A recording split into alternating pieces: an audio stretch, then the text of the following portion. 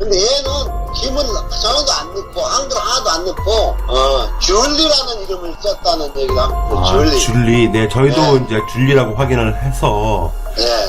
크로스 체크 차원에서 말씀을 드렸던 겁니다. 아, 줄리라는 이름 네, 들어보셨어요? 예, 저희도 이제 어저께 그걸 확인을 했어요. 줄리라고. 아, 네네. 야. 그러면 맞는 거네요. 크로스 체크 네, 차원에서. 네네. 네, 줄리요. 맞아요. 줄리. 알겠습니다. 그러면 그 개연성이 없지 않아 있었던 어떤 의혹이 있는 거네요. 네. 네, 알겠습니다. 하여튼 그러면 김명신 이름은 네네. 줄리, 김명신, 김건희. 그러네요.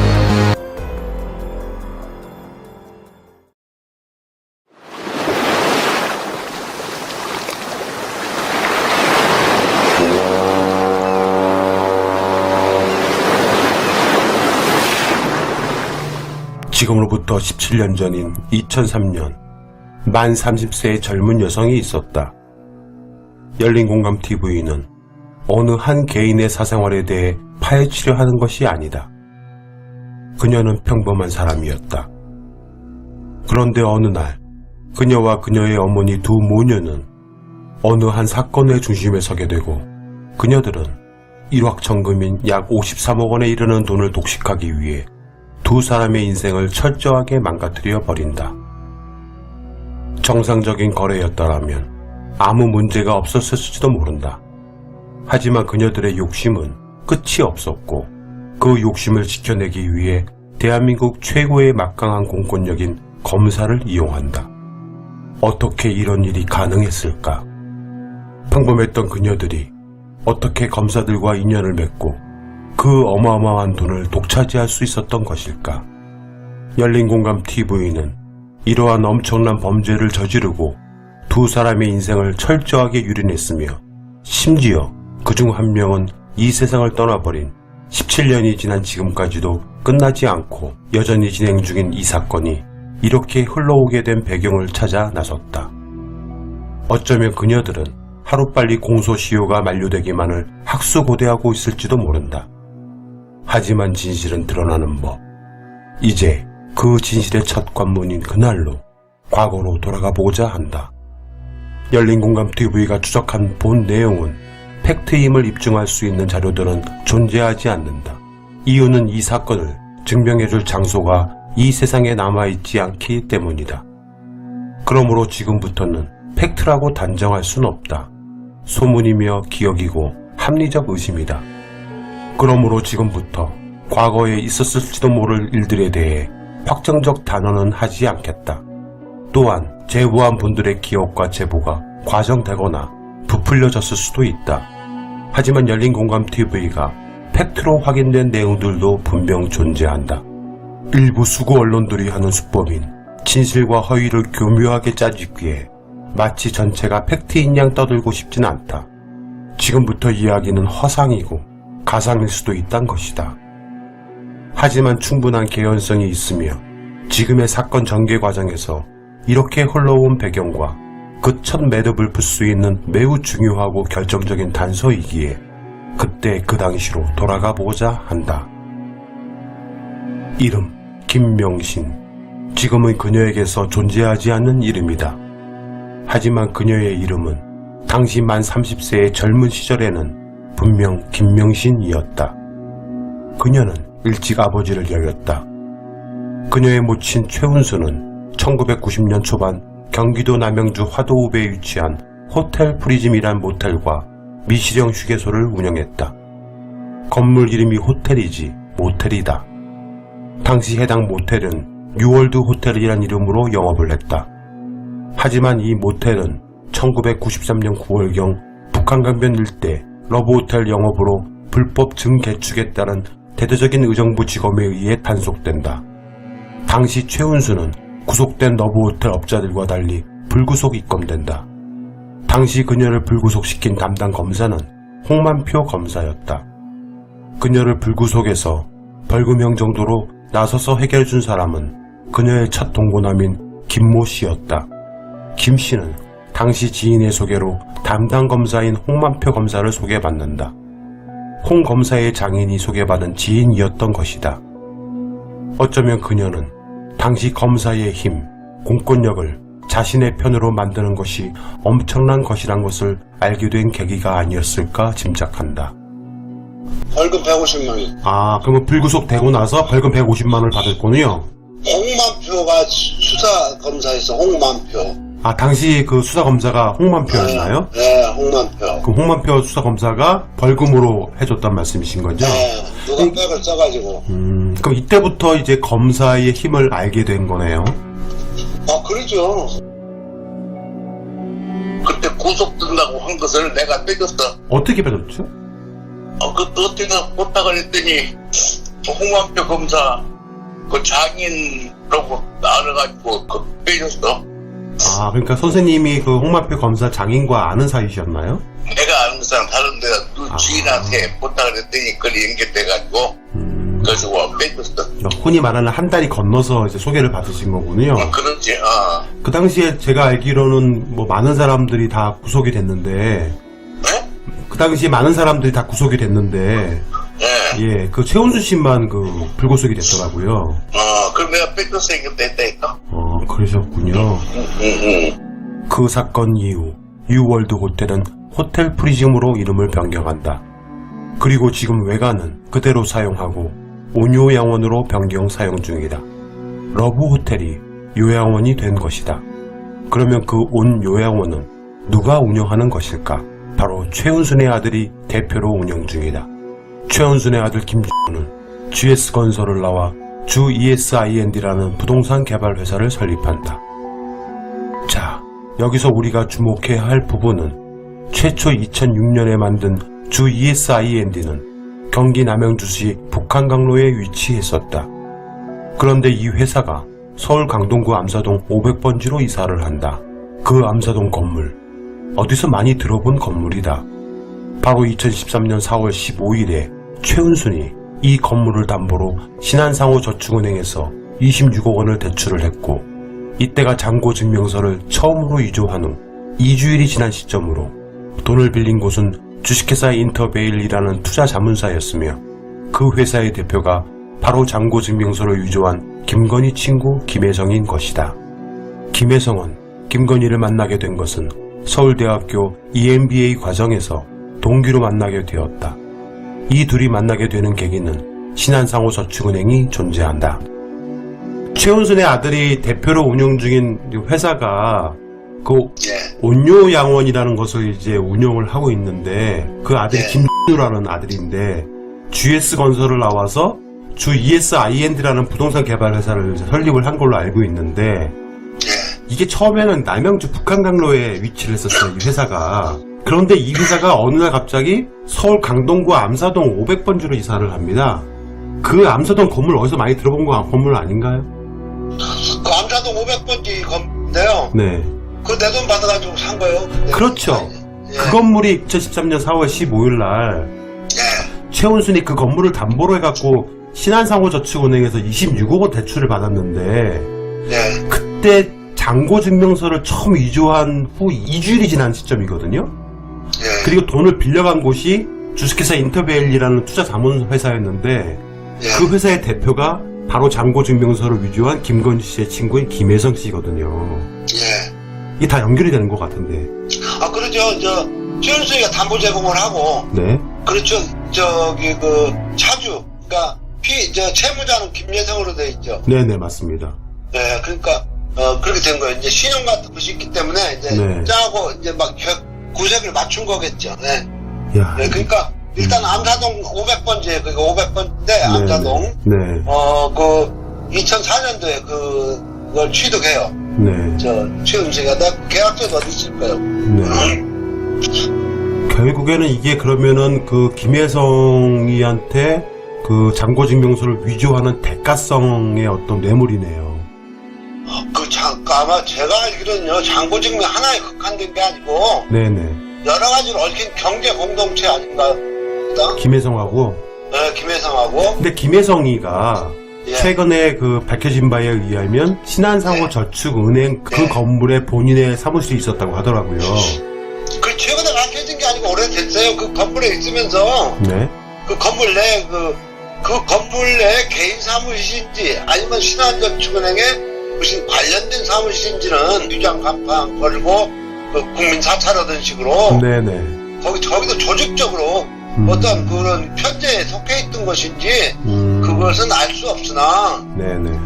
그러니까 뭐 장고증명 같은 거기 장고증명 같은 경우도 이제 최은순이가 거기 가서 막 3시간 4시간씩 졸라서 해줬다 이거 아닙니까? 그러니까 그 개인이 그냥 뭐 도장을 유조하거나 그런 게 아니고 실제 신한상호저축은행에 직인이 지키고 했던 거네요. 저도 이제 그것이 처음부터 그런 의심을 갖죠. 위조했다고 자백했는데 네네. 법정에서 제가 그 방청을 하거든요. 네네. 그 재판할 때. 네. 그러면 자기가 위조했다고 했는데 재판장이 물어요. 네. 당신은 연대 법대를 나오고 네. 헌병대 뭐 수사관까지 했다면서 네. 그것이 죄가 안 되는 줄 알고 했냐? 죄가 되는 줄 몰랐냐니까 죄가 되는 줄 알았다 이겁니다. 그러면은 김혜성이라는 사람이 헌병대 수사관을 했었나요? 그렇다고 나와요. 아마 그 김건희하고 나이 차이가 아래요. 연한데 둘이 만나게 된 배경이 서울대학교 EMBA 과정에서 동기로 만났다고 알고 있거든요. 그 기록에는 그런데요. 네. 제가 알기로는 네. 그 전부터 만나가지고 이런 레포터 같은 거가 젊은 써렸다는 그런 얘기를 들었는데 네네. 그것은 이제 저도 풍문이고 네. 가까운 그쪽 집안들한 그런 얘기고 네네. 근데 그 MBN 과정 그러니까 뭐 EMBA. 네. 그 EMBN 과정 저거 아니에요? 그게 저 특수대학원 뭐 네, 돈 주면 다 들어가는 겁니다. 네. 네, 그런 네. 거 아니에요? 네. 네. 뭐 아마 그런 걸로 알고 있어요. 네. 김명신의 모친 최은수는 동업을 제안하여 그 동업자의 물건을 독차지하는 방법을 알게 되었다. 예를 하나 들어보겠다. 단 하나의 예이다. 서울에서 동해를 가려면 미시령 고개를 넘어가야 했다. 미시령 옛길 정상에 서울과 속초 사이의 관문으로 한때 성황을 이루었던 미시령 휴게소가 있었다. 1990년 후반 당시 최은수는 미시령 휴게소를 운영하던 사업자에게 접근하여 투자 동업을 제안했다. 이때부터 최은순의 내연남 김충식이 등장한다. 최은수는 김충식과 함께 미시령 휴게소를 손에 넣게 된다. 이들은 이곳을 운영하며 각종 세금 탈루와 탈세로 문제가 됐기도 했었다. 그러나 2006년경 미시령 터널이 개통되고 옛길의 교통량이 급감하면서 휴게소를 이용하는 사람도 급감하여 지금은 완전 철거하여 자연화가 되었다. 해당 미시령 휴게소는 국유지를 임대받아 사용해 왔기 때문에 폐업으로 인해 그닥 큰 손해는 보지 않은 듯 싶다.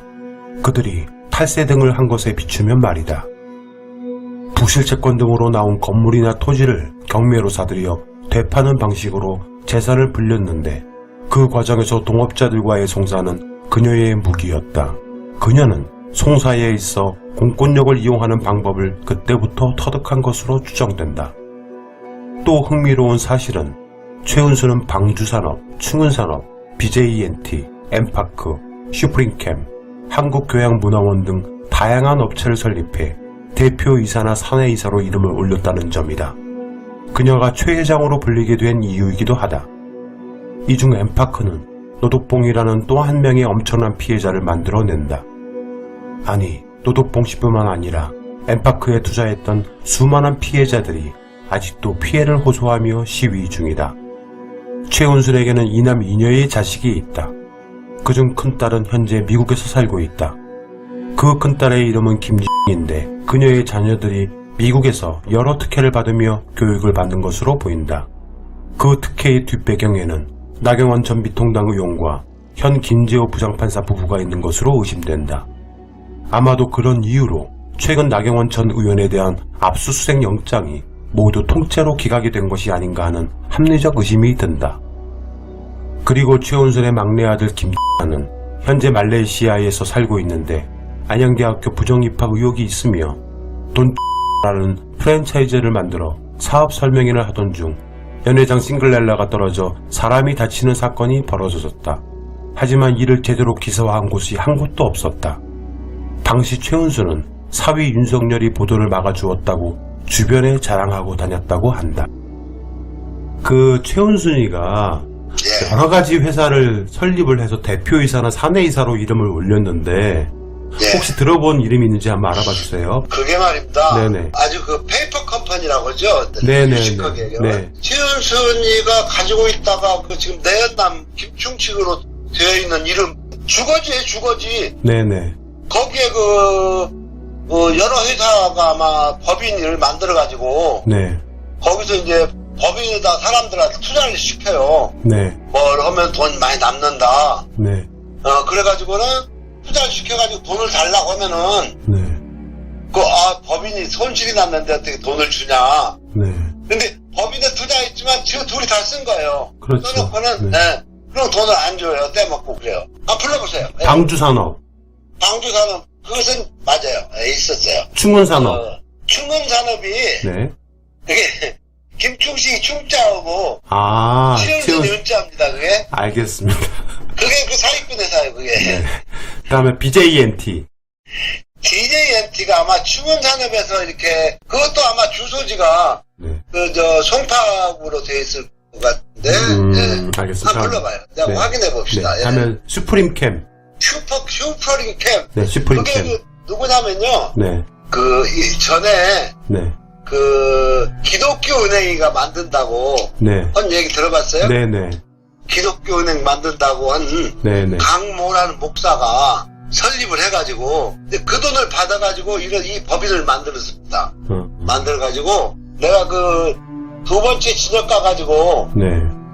이 얘기가 참 그 사람이 장충체육관에서 우리 기독교 교육 헌금 들어온 돈 있잖아요. 네. 그게 몇 조인데 왜 일반인에게 이익을 주냐, 일반 은행에.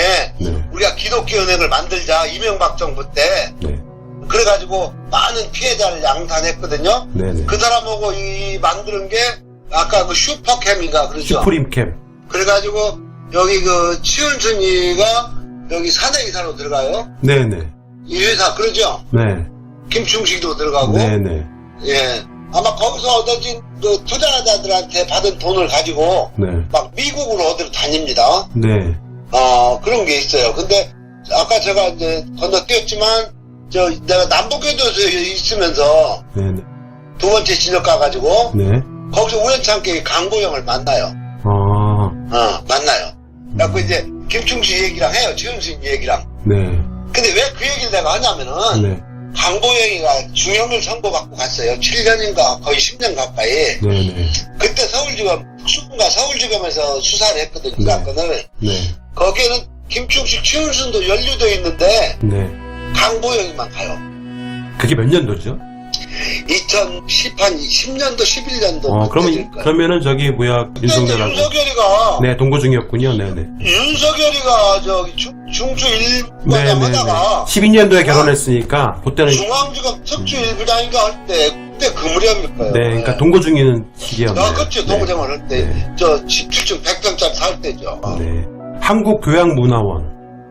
그것도 이제 사자죠. 이제 문화원이라고 하는 것이 아마 실적도 없고 아무것도 없을 거예요. 근데 그쪽으로 돈을 또 받아들이고 하는 거고. 그러니까 다 페이프 컴퍼니였던 말씀이죠. 예, 그렇죠. 예. 다음에 이제 노덕봉 씨가 이제 사기를 당한 엠파크.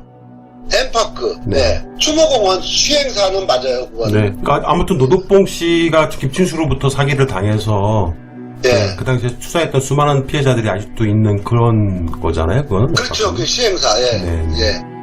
다음에 예. 큰딸이 현재 미국에서 살고 있는데 예. 그 큰딸 이름은 이제 김치인데 예. 그녀의 자녀들이 미국에서 여러 특혜를 받으며 교육을 받는 것으로 보이는데요. 예. 그 특혜의 뒷배경에 예. 나경원 전 미통당 의원과 현 김재호 부장판사 부부가 있는 것으로 의심이 돼요.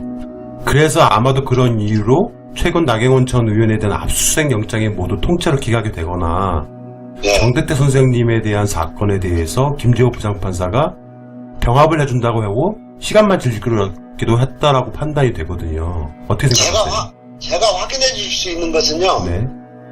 어쨌든 제 사건에 김재호가 불이익을 준 건 맞고요. 네. 2012년도에. 네. 그 다음에 이제 최은순 네. 자녀, 네. 큰딸이 그 아이들이 미국에서 네. 어떤 큰 특혜를 받아가지고 그 미국 생활서부터 취업까지 엄청나게 일반인은 누릴 수 없는 그런 편을 받았다더라. 그래서 지금도 그러니까 최은순의 외손자이고 이제 윤석열 처의 이질이죠. 이질 네. 이모가 되고 언니의 아들이지. 어떤 편을 누리고 있다. 그런 얘기는 동네 소문이 나 있어요. 그 다음에 그 최은순의 막내 아들 김진이가 현재 말레이시아에서 살고 있는데 예. 안양대학교 부정입학 의혹도 좀 있는 것 같고 그게 있어요. 네. 돈 프랜차이즈를 만들어서 사업 설명을 하다가 예. 연회장 쌍글리릴라가 떨어져갖고 사람이 다치는 사건이 있었어요. 그 보도 났었어요. 네, 한번. 하지만 이를 많이 기소화되지가 않았거든요. 그 이유가 뭐죠? 그때 그 최은순이가 네. 그 사람도 다쳤었다는데 네. 그걸 덮었대. 보도가 못 나가게. 그러면서 우리 사위 그 윤석열이가 이렇게 꽤 힘이 좋다고 그걸 덮었다고 소문이 났어요. 예. 그거를 주변에 자랑하고 다녔다는 말씀이시죠? 자랑하고. 그러니까 일부만 나오고 그중에 안 나와요. 뉴스가. 최은순에게 김명신은 세 번째 자녀인 셈이다. 김명신은 1990년대 천안에 있는 모 지방대학을 다니며 원룸에 혼자 살며 미술학원 아르바이트 등을 하며 생활하다 2000년 27살 즈음 아산병원 산부인과 의사와 만나 혼인신고도 하지 않은 채 노보텔 예식구에서 결혼해 서울 서대문구 홍제동에서 살았다. 하지만 그녀의 첫 결혼 생활은 오래가지 못했다. 어떤 이유에서인지 돌연 결혼한 지 몇 개월 만에 헤어졌다. 최은수는 자신의 딸이 의사와 결혼했다고 사방으로 자랑을 하고 다녔다고 하는데 이 일로 많은 스트레스를 받았다. 그러다가 김명신 명의로 2001년 11월 5일에 매입했던 가락동 대련 아파트에 증여세도 내지 않고 살게 해준다. 이 아파트가 훗날 법무사 백은복 씨에게 주었다가 도로 뺏은 아파트인 것이다. 천안 캠퍼스 맞죠? 네, 거기서 그 제가 알아본 바에 의하면 거기에 그 원룸에서 기거를 하면서 거기 원룸에서 있으면서 그 미술학원 다니고 그랬다고 하더라고요. 원룸이 맞아. 원룸이지 뭐 하나 얻어가지고 있으면서 미술학원 아르바이트 다니고 그랬다고 하더라고요. 그렇지. 거기서 내가 실어주고 실어 오랬으니까. 왔다 했었군요. 네. 김명신은 그때부터 새로운 인생을 설계한다. 서울 송파구 가락동에서 강남구 역삼동에 있었던 라마다 르네상스 호텔을 오고 가며 제2의 인생을 꿈꾸었다. 최은수는 2003년 정태택 씨와의 동업을 통해 엄청난 금액 약 53억을 독식할 수 있는 방법은 공권력의 뒷배가 필요하다는 것을 절실히 깨달았다. 그녀의 꿈은 고스란히 김명신에게 전달되었을 것으로 보인다. 라마다 르네상스 호텔 지하에는 당시 막강한 재력가들이 들락거렸다는 나이트클럽이 있었다. 그곳에는 많게는 100여 명에 이르는 호스티스들이 근무했는데 그녀들의 직업도 다양했다고 한다. 라마다 르네상스 호텔 나이트클럽은 홀만 해도 약 200여 평에 이르는 매우 큰 클럽이었으며 양쪽으로 20여 개에 이르는 5, 6평 정도의 룸들이 있었고 그 룸은 호황일 때는 예약조차 힘들 정도였다고 한다. 당시 강남권 대형 나이트들은 엇비슷한 구조로 운영되었는데 남자 고객들이 룸을 잡으면 입구에서 예약을 한 남성 종업원을 통해 룸으로 안내된다. 룸에 들어온 남자들은 남성 종업원으로부터 자신들이 원하는 또는 이미 그 전부터 소위 지정되어 있는 속칭 아가씨들을 호출한다. 처음 온 남성 고객의 경우 그 아가씨들이 마음에 들지 않으면 교체할 수도 있었다 한다. 그렇게 불려온 아가씨들과 남성 고객들은 매우 진한 술 파티를 벌이고 그 후 자연스럽게 속칭 2차를 나간다고 한다. 제보자에 의하면 당시 2차 금액이 1인당 30여만 원이었다고 하니 지금 돈으로 따지면 꽤 큰 돈이 오고 간 것으로 추정된다. 그들이 각각 쌍쌍으로 2차를 나가 어디서 무엇을 하는지는 상상에 맡기겠다. 라마다 르네상스 호텔은 엄청난 객실을 보유하고 있었으며 그 주변으로 모텔업이 매우 성황했었다고 하니 어떤 일들이 벌어졌는지 짐작갈 듯 싶다. 당시 그 클럽은 특히 연예계, 체육계, 정치, 판검사 등이 애용했는데 라마다 르네상스 호텔 사주 조남욱 회장은 당시 삼부토건이라는 건설사의 회장이었으며 이 호텔의 사주였다. 그는 서울대 법대 출신 원로다. 1948년 국내 건설업 면허 1호 기업으로 설립된 삼부토건 창업자 조종구 초대 회장의 장남이기도 하다 13대 국회의원을 지냈기도 했다. 조남욱 회장은 고향 충청도 출신, 대전고 출신 등 서울법대 후배들 중 잘 나가는 실세 검판사들을 초대하여 연일 향연을 베푼 것으로 소문이 났었다. 그리고 실제로 향후 조남욱 회장의 삼부토건 등 여러가지 송사에서 납득할 수 없는 특혜에 해당하는 일들이 벌어지기도 했었다. 조남욱 회장이 초대한 멤버들은 대전고, 충남 지역 출신 검사들이었다. 그중 대전고 출신 양재택 검사가 있었다고 한다. 그리고 충남 공주 출신 윤기중 씨의 아들 윤석열도 있었다고 추정된다. 조 회장은 엄청난 검사 인맥을 가지고 있었다. 특히나 충청 지역을 기반으로 충청권에서 대권주자가 나와야 한다는 열망이 높자 진영을 떠나 대권주자 물색하기에 선두에 섰던 인물이란 이야기도 전해진다. 당시 서울지방검찰청 공안 1, 2부 부장인 공안통이었던 정진규 대검기획조정부장의 처갓 사람들은 충남 부여 출신이고 장인은 가산토건 대표이사 조경구 씨로 삼부토건 전무 부사장을 지냈다. 삼부토건 조남욱 회장의 삼촌이기도 하다. 2003년 말부터 2004년경으로 추정된다. 르네상스 호텔 쥐아라로 근무했던 한 제보자에 의하면 당시 라마다 르네상스 호텔 21층에는 클럽 라운지가 있었으며 5층에는 조 회장 가족들의 하우스가 있었다고 한다.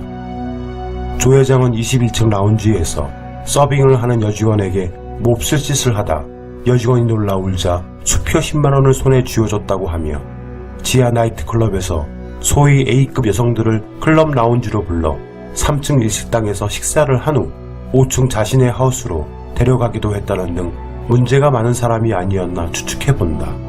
그 소위 클럽에서 올라온 A급 여성들 중 조 회장의 마음을 사로잡은 여성이 있었다고 한다. 그녀가 당시 클럽에서 사용했던 이름은 줄리였다 한다. 줄리는 조 회장이 베푸는 연회 및 각종 모임에 참석했다고 하는데 그 모임이 어떤 모임이었는지는 또한 여러분의 상상에 맡기겠다. 여하간 줄리는 조 회장을 사로잡아 그녀가 정말 하고 싶었던 전시 관련 일들을 시작하게 된다. 라마다 르네상스 호텔 로비 및 2층 전시 공간을 이용하여 조금씩 자신이 하고 싶었던 전시 관련 일을 시작하게 되는 계기가 된다. 줄리 이름이 김윤석열 쳐. 네. 개명은 이제 김명신이었잖아요. 네네. 근데 그 김명신 이름을 안 쓰고 줄리라고 썼대요. 줄리 작가, 줄리. 뭐 작가로 줄리 작가, 줄리라고 불렸대요. 예. 그럼 그게 이름이 같은 이름일 수도 있네요. 예, 줄리라고 불렸다고. 조 회장의 모임에 초대된 여러 명의 제보자 중 당시 한 여대생이었던 사람은 처음 줄리의 파트너는 다른 검사였다고 한다. 통상 파트너를 잘 교체하지 않는 업계 룰상 이상하게 다음부터 남자 파트너가 바뀌었는데 그가 양모 검사였다고 한다. 이 이야기는 허위일 수 있다. 그러나 실제로 그 후 확실한 팩트는 양모 검사로 알려진 양재택 서울중앙지검 부장검사는 엄연히 가정이 있었던 유부남이었음에도 불구하고 가족이 모두 미국에 있는 틈을 이용해 줄리와 가락동 아파트에서 동거에 들어간다. 그와 맞물려 2003년경부터 문제가 되었던 김명신의 엄마 최은순과 정대택 씨 간의 소송 사건이 터진다. 그리고 최은순은 양재택 검사의 미국에 기거하는 부인에게 거액의 돈을 송금하는 등 뇌물 공여로 의심되는 석연찮은 행동이 드러나게 된다. 그 돈은 도대체 어떤 대가였을까? 그리고 왜 김명신과 양재택, 최은순은 2004년 7월경 장기간 해외여행을 갔던 것일까? 도무지 이해할 수 없는 일은 해외를 수십 차례 드나든 김명신의 2009년 이전 출입국 기록이 어떻게 통째로 사라졌을까? 그것은 처음에 윤석열 처가 자기 그 친척에게 주민등록을 빌려서 차명으로 돈을 보내죠. 차명으로? 네, 차명으로. 그걸 제가 입수하죠, 처음에. 그러다 나중에 최은순 씨 본인의 이름으로도 보내기도 하셨죠? 그것은 이제 그걸 부인해요. 내가 그 부분이 지금 고소해가지고 모해 중죄로 수사하고 있고 한데, 그 다음에는 이제 법원에서 사실조회 신청을 하니까 또 최은순 이름으로 송금한 것이 만불이 나왔다. 나왔군요. 예. 그러면 그 김명신하고 아무튼 그 당시에 양재택하고 최은순하고 2004년 7월경에 예. 장기간 유럽 해외여행을 갔던 게 드러났는데요. 예. 도무지 이해할 수 없는 일이 해외를 수십 차례 드나들었던 김명신이 2009년 이전 출입국 기록이 싹 다 통째로 사라졌거든요. 그것이요. 네. 처음에는 전혀 없었어요. 기록이 없다고 했어요. 1차에는. 1차에는 네, 2014년 7월에 네. 동부지법 항소부에서 서울 출입국관리소로 문서 송부 촉탁을 했거든요. 네네. 근데 저는 그 처음에는 양재택, 김건희 기록 없음 게 나왔죠. 그래갖고 두 번째 보네요. 12월에 또. 그때는 이제 그때 김건희 기록이 9월부터만. 또 양재택은 없다고 안 하고. 그래서 2015년경에 한 조사 과정에서 두 사람이 함께 유럽 여행을 한 사실을 인정을 했다고 하더라고요. 인정한 거 있죠. 인정했어요. 저기서도 인정했잖아요. KBS 창에서도 이제 처음에 부인하다가 양재택이도 부인하다가 네네. 갔다 왔다 인정하죠. 네. 예. 그런데 2009년 이전 출입국 기록이 없다는 것은 자기는 모르는 일이고 따지려면 출입국 사무소에 가서 따져라 이렇게 말을 하긴 했죠. 그렇죠. 자, 아무튼 양재택과 김명신은 그 이후에 서울 서초동 법원 앞에 있는 아크로비스타라는 초호화 주상복합 아파트 3층에서 동거를 시작을 하는데 그 아파트에 삼성전자가 7억가량을 전세 설정을 해준단 말입니다. 그 부분도요. 그러니까 2000년경에 가락동에 입주해가지고 그 법무사한테 아파트를 넘겨주고 네. 2004년 9월에 서초동으로 와요. 네. 아크로비스타로. 네. 이제 그 가락동 아파트에도 양재택이가 뭐라고 할까 자고가고 한 그 흔적 다 증거가 있지만 네. 또 그러고 나서 이제 그 아크로비스타로 옮기잖아요. 네네. 이제 그러고는 이제 윤석열을 만나게 후에 그 100평짜리 이사 가는 과정에서 네. 그 3층에 있는 아파트에는 삼성전자가 7억을 설정을 해요. 네. 전세권 설정을 해요. 네. 근데 그 앞에 그 당시에 그 집은 한 10억 전후했거든요. 호가가. 그랬죠. 네. 그 앞에 6억이 있었단 말입니다. 그러니까 뭐 깡통도 아주 완전 깡통 전세를 들어올 수 있었는가 삼성이. 그렇죠. 들어왔는가, 왜 그 용도가 무엇이었는가, 이런 건 수사기관이든지 언론에서 추적해야죠. 대한민국에서 이런 일이 가능한 것일까? 2015년경 한 조사 과정에서 두 사람과 함께 유럽 여행을 한 사실을 인정한다. 세 사람이 함께 유럽을 방문했다는 주변 증언과 정황 증거들이 쏟아져 나왔기 때문이다. 김명신은 당시 조사 과정에서 2009년 이전 출입국 기록이 없다는 것은 내가 봐도 이상하다. 나는 모르는 일이고 출입국 사무소에 따져라라고 말했었다. 양재택과 김명신은 서울 서초동 법원 앞 아크로비스타라는 초호화 주상복합 아파트 3층으로 동거자리를 옮긴다. 그 아파트는 삼성전자가 7억가량 전세 설정을 해준다. 그 후 이 세상에서 김명신은 사라진다. 훗날 2007년 김건희라는 여성이 등장한다. 그녀는 고바나 컨텐츠라는 전시기획사 대표이다. 삼성전자 등의 대기업들의 막대한 후원을 발판 삼아 전시업계의 혜성같이 등장한 신데렐라이다. 1990년 후반에 IT 주식을 통해 많은 돈을 벌었던 재력가. 무려 12살 나이차를 극복하고 2012년 당시 대검중앙수사부 1과장 윤석열과 결혼한다. 그리고 오래전부터 그냥 아는 아저씨로 지내다 한 스님이 나서서 연을 맺어줬으며 돈도 없고 내가 아니면 결혼 못할 것 같았다라고 언론과의 인터뷰에서 말했다. 라마다 르네상스 호텔은 지금은 사라지고 벨레상스 호텔이라는 이름으로 변경되었다가 2017년 건물이 철거되고 쌍둥이 빌딩인 로즈우드 호텔이 들어올 예정이라고 한다. 그리고 그 호텔 지하에서 근무했다던 줄리도 사라진다.